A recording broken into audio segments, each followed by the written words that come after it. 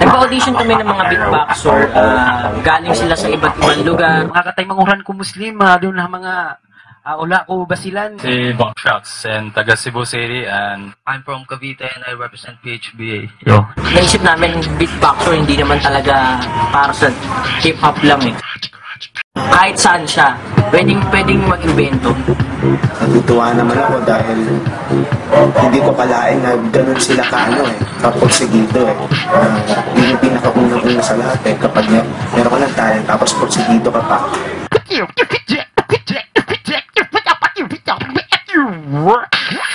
Bawat beatboxer, iba-iba sila ng iba-iba sila ng sounds, iba-iba sila ng bass, ng mid, ng high, ng low.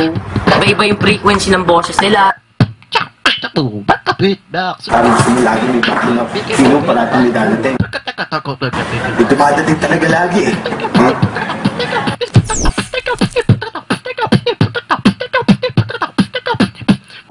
Merong magaling sa scratch.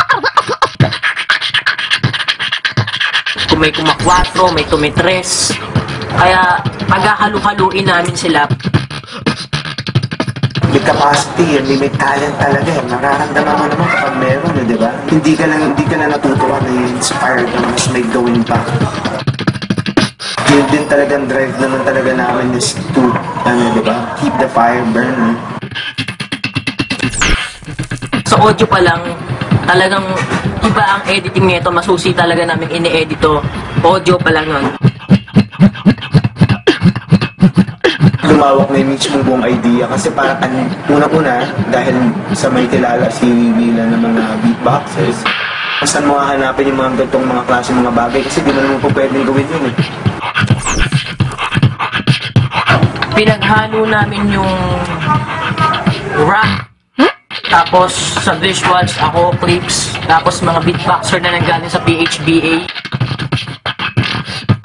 Yung organization nila, Philippine Human Beatbox Alliance.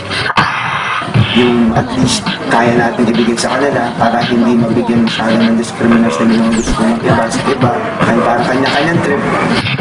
Si Ian talagang pinanganak yan para maging artist talaga. Maliit pa siya, talagang na siya, just slave siya, parang gano'n. Alam namin, pag kami kumilos talaga tayo, may mangyayari.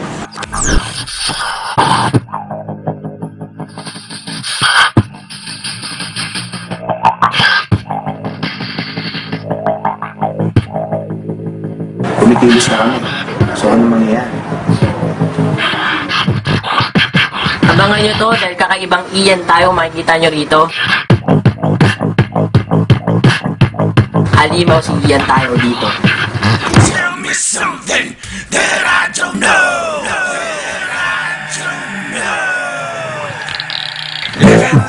Living the life, yeah. Drinking the bullshit, the master we see.